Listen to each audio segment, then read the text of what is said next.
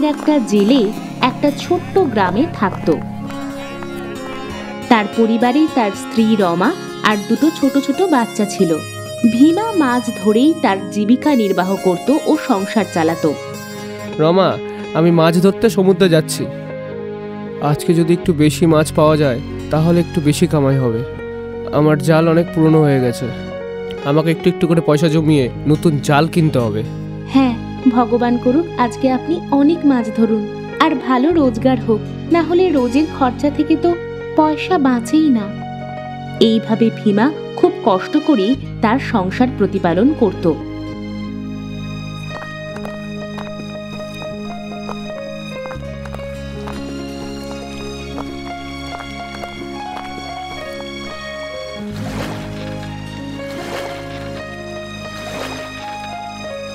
ভীমা সমুদ্রে মাছ ধরছিল, সেখানেই তার বন্ধু কিষানও মাছ ধরছিল।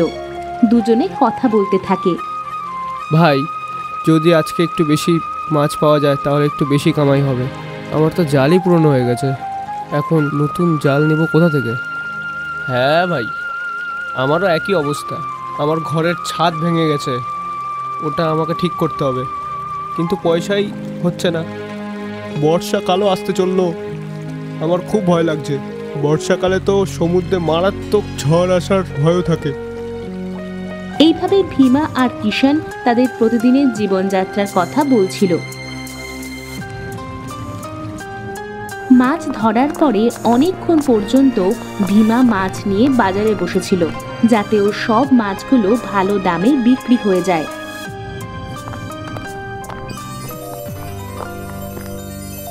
আরে, আজকে তো আপনার আসতে অনেক দেরি হলো, কিছু বেশি কি রোজগার হলো? ভাই, আমি কতটা চেষ্টা করলাম, আজকে বাজারে তো কতক্ষণ বসেছিলাম, সেরকম কোনো মুনাফা হলো না। ওই কয়েকটা পয়সা ফালতু হয়তো বেঁচে গেছে, ওটা আলাদা রেখে দিও। ধীরে ধীরে করে আমার চালের জন্য পয়সা জুড়ে যাবে অবশ্যই। আপনি চিন্তা করবেন না, ভগবান সবার ভালো করবে। আপনি হাত মুখ ধুয়ে নিন, আমি খাবার দিচ্ছি।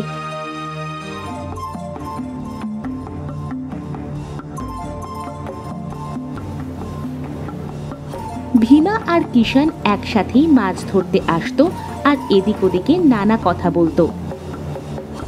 এ ভাই, আজ মৌসুমটা ঠিক লাগছে না, মনে হচ্ছে অনেক বড় তুফান আসবে।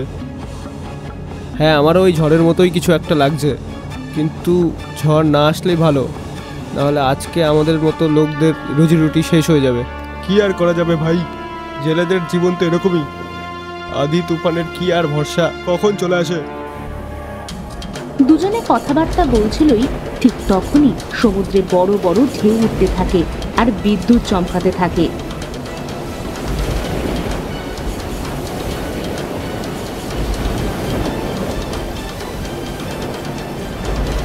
ভীমা আর কিষান তাড়াতাড়ি তাদের নৌকাটা কিনারায় বাঁধে আর দৌড়ে কিনারার একটা গাছের নিচে গিয়ে দাঁড়ায়। আজ অনেক জোরে ঝড় আসবে রে, আমাদেরকে এখানেই সুরক্ষিত বসতে হবে। সমুদ্রের পাশে যাওয়া অনেক বিপদযুক্ত। হ্যাঁ ভাই, একদম ঠিক বলেছ। হে ভগবান, আমাদের রক্ষা করো। এইভাবে দুজন ভগবানের কাছে প্রার্থনা করতে করতে কিনারাতেই বসে পড়ে। তখনই কিনারার কিছু দূরে একটা নৌকা এদিক ওদিক দুলতে দেখা যায়। তার মধ্যে থেকে একজন লোক সাহায্যের জন্য আওয়াজ দিচ্ছিল। ওই লোকটা চিৎকার করছিল, বাঁচাও বাঁচাও, আমি ঝড়ের মধ্যে আটকে গেছি, আমাদের নৌকার রাস্তা হারিয়ে ফেলেছে, কেউ আমাদের সাহায্য করো। ভাই, কেউ সাহায্যের জন্য চিল্লাচ্ছে, মনে হচ্ছে ওরা রাস্তা হারিয়ে ফেলেছে। আমাদের গিয়ে ওদেরকে সাহায্য করতে হবে আর ওদের নৌকাকে পাড়ে আনতে হবে, না হলে এই ঝড়ের মধ্যে ওরা আটকে গিয়ে মরে না যায়। কি, তুমি পাগল টাগল হয়ে গেছো নাকি? হ্যাঁ, ওদেরকে বাঁচাতে যাবা নিজের জান হাতে নিয়ে? দেখছো কিরকম ভয়ঙ্কর ঝড়, এখানে আমাদের নিজেদের জীবনই অনেকটা ঝুঁকি, আর তুমি যাচ্ছ সাহায্য করতে আবার?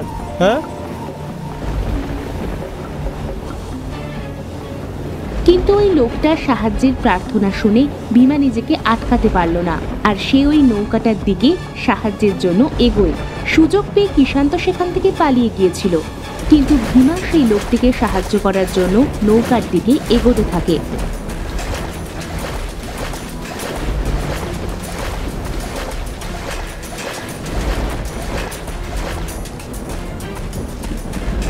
আপনারা চিন্তা করবেন না, নৌকাকে কিনারের দিকে ঘোরান, আমি দড়ি দিচ্ছি, আপনারা ওটা ধরে এই দিকে আসুন, চিন্তা করবেন না, আমি পুরোপুরি চেষ্টা করব আপনাদের নৌকাকে পাড়ে নিয়ে আসার।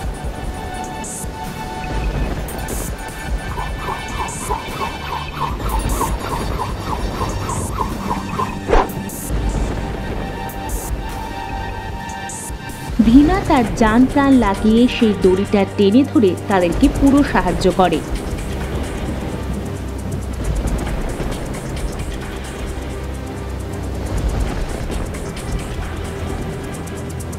আর নৌকা কিনারায় চলে আসে। ওই নৌকায় একজন ব্যাপারী দীননাথ আর তার একজন সাথী ছিল। ভাইয়া, আপনাকে অনেক অনেক ধন্যবাদ, আপনি জীবন ঝুঁকি করে নিয়ে আমাদের বাঁচালেন। আমরা আপনার কি করে ধন্যবাদ জানাবো? যদি আপনি আজকে আমাদের সাহায্য না করতেন তাহলে আমরা দুজনে বাঁচার আজকে সম্ভাবনাই ছিল না। আমার কষ্টের উপার্জন করা লাখ টাকা এবং আমাদের দুজনকে জীবন দিয়ে দিতে হতো, কিন্তু আপনি আপনার জানের পরোয়া না করে আমাদের সাহায্য করলেন। আজকালকার সমাজে এরকম সাহায্য কয়জন করে? আমরা আপনার চিরকৃতজ্ঞ থাকবো, আর যদি আপনার কোনো কিছু সাহায্য করতে পারি তাহলে আমার মন থেকে খুব খুশি হব। আরে না না, যদি একটি মানুষ অন্য মানুষের বিপদে না সাহায্য করে তাহলে মানুষ হওয়ার কি ফায়দা? আপনি সাহায্যের জন্য চিৎকার করলেন, এটা আমার দায়িত্ব ছিল যে আপনাকে সাহায্য করা। আমি যতটা পেরেছি আমার হয়ে আমি করেছি। আগে তো ভগবানের ইচ্ছা যে আমাকে আর আপনাকে বাঁচিয়েছেন। আমি 2 বছর ব্যবসা করে আমার পরিবারের জন্য পয়সা জমিয়ে যাচ্ছিলাম। আমার শহর অবধি রাস্তা 2 দিনের। আমরা কিছুক্ষণের মধ্যে শহরে পৌঁছেই যেতাম, কি তার মাঝে হঠাৎ করে এই ঝড় চলে আসলো। আপনি আমার জীবনের পাশাপাশি আমার 2 বছরের কষ্টের জমানোর পয়সাও বাঁচিয়েছেন। যদি আপনি খারাপ না ভাবেন তাহলে আপনাকে পুরস্কার রূপে কিছু ধনরাশি দিতে চাই, যেটা আপনারও হয়তো কিছু সাহায্য হয়ে যাবে। আরে না না জি, এই কাজের জন্য কোনো পয়সা নেব না। এটা আমার মনুষ্যত্বের বিরুদ্ধে। আমার সামনে কেউ বিপদে পড়েছে আর ভগবান আমাকে তার সাহায্যের যোগ্যতা মনে করেছে। আমাদের সবাইকে ভগবানকে ধন্যবাদ দেওয়া উচিত। এইভাবে ভীমা ওনাদের থেকে বিদায় নেয়। আর তুফান থেমে যাবার পরে ওই ব্যাপারী দীননাথ তার সাথী এবং ধনসম্পদ নিয়ে সেখান থেকে ফিরে যায়। ভীমা বাড়িতে এসে এই পুরো ঘটনাটা তার স্ত্রী রমাকে বলে। রমাও তার স্বামীর সাহস আর সাহায্য করার মানসিকতাকে খুব তারিফ করে। এইভাবে কিছুদিন কেটে যায় আর তাদের জীবন আগের মতোই চলছিল। একদিন ভীমা খুব উদাস ছিল।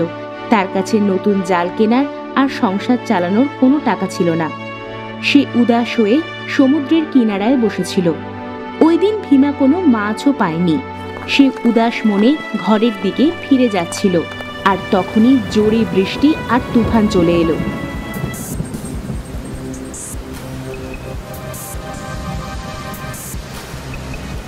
ভীমা যখন তার বাড়ির কাছে এলো তখন দেখল তাদের কুড়ে ঘরের চাল উড়ে গেছে, আর তার স্ত্রী আর বাচ্চারা গাছের নিচে দাঁড়িয়ে বৃষ্টিতে ভিজছিল।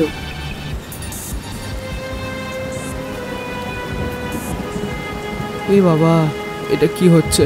হে ভগবান, আমি কি করব? এরকম করে তো আমার গোটা পরিবার অসুস্থ হয়ে পড়বে।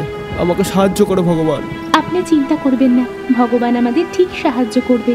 আজকে রাতটা তো আমাদের এখানেই কোনোভাবে কাটাতে হবে। সকালে দেখা যাবে যে ছাদটা কি করে ঠিক করা যায়। ভীমা তার পরিবারকে এমন সমস্যায় দেখে খুবই দুঃখী হলো আর মনে মনে ভগবানের কাছে সাহায্য চাইল। পরের দিন সকালে সে তাড়াতাড়ি মাছ ধরার উদ্দেশ্যে রওনা দেয়, যাতে কিছু টাকা পায় আর সে ঘরের মেরামতি করতে পারে।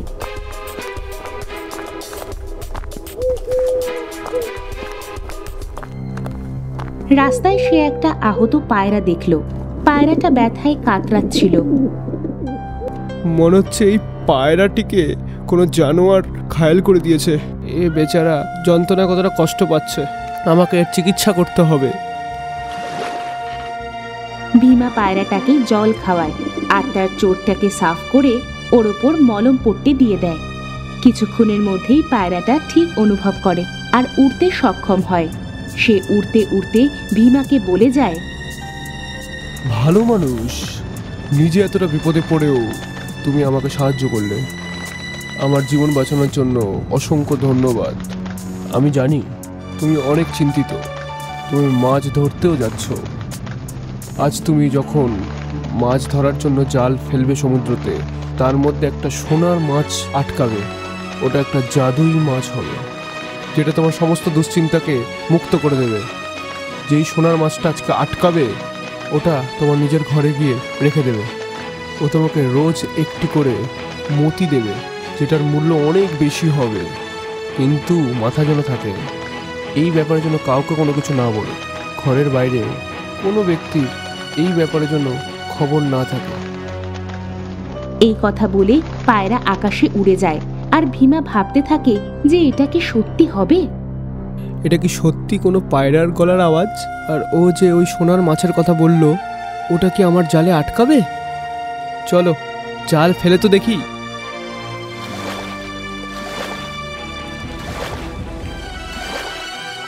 ভীমা যেই জাল সমুদ্রের মধ্যে ফেলে, সে অনুভব করে যে তাতে মাছ আটকে গেছে। সে জালটাকে বাইরে টানে। সুন্দর মাছ দেখে তার চোখ একেবারে ছানা বড়া হয়ে যায়। সে তাড়াতাড়ি সেই মাছটা নিয়ে ঘরের দিকে এগোয়।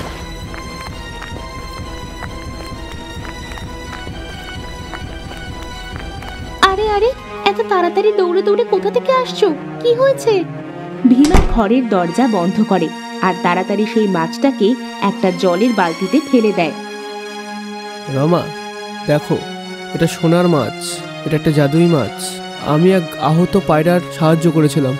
ও আমাকে বলেছিল রোজ একটি করে দামি মতি দিবে, যেটার বাজারে অনেক দাম হবে। কাল জানতে পারবো যে সত্যিকারের মতি দিবে নাকি। আরে বাহ, এটা তো খুব ভালো কথা। ওই পায়রার বলা প্রতিটা কথা সত্যি হবে। এবার দেখবে আমাদের সব চিন্তা দূর হয়ে যাবে। কাল যখন এই মাছটা মুক্ত দেবে, তখন তুমি সেটা বাজারে গিয়ে বিক্রি করবে। মুক্ত বিক্রি করে আমাদের সমস্ত গরিবি আর চিন্তা দূর হবে। পরের দিনই ওই সুন্দর মাছ একটা মতি দেয়।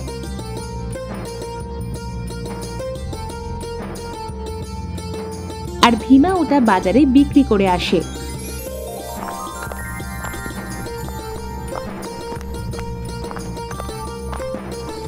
রমা, এ তো অনেক দামি মতি দিয়েছে। আমি বাজারে এটা বেচলাম, অনেক পয়সা পেলাম। আমি ঘরের সমস্ত জরুরি জিনিসপত্র এবং নতুন জাল কিনে ফেলেছি। কালকে আবার এ মতি দেবে, এটার পাওয়া পয়সায় আমরা ঘরের মেরামতি করব। পরের দিন ওই সুন্দর মাছ আবারও মতি দেয়, আর ভীমা সেটা বাজারে বিক্রি করে আসে। এইভাবে মাছটা প্রতিদিন একটা মতি দেয়, আর ভীমা সেগুলো বিক্রি করে করে অনেক টাকা জড়ো করে ফেলে। দেখো, তোমার ভালো হওয়ার পুরস্কার ভগবান তোমাকে দিয়েছেন। এবার তোমার কাছে এত টাকা আছে যে তুমি একটা ভালো ব্যবসা করতে পারো। এবার তোমার মাছ ধরার কোনো দরকার নেই। এই টাকা দিয়ে কোনো ভালো ব্যবসা শুরু করুন আর সুখের জীবন কাটাও। তুমি ঠিকই বলেছ রমা, আমাকে নতুন ব্যবসা করতে হবে। ওই টাকা দিয়ে ভীমা নতুন ব্যবসা শুরু করে আর অনেক বড় লোক হয়ে যায়। ভীমার ভালো হওয়ার ফল সে ভগবানের দ্বারা পায়। কর্মফল কখনো বৃথা যায় না। আমাদের সবসময় প্রয়োজনে পড়া এমন মানুষ বা জীবের সাহায্য করা উচিত, যার পুরস্কার ভগবান আমাদের নিশ্চয়ই দেন।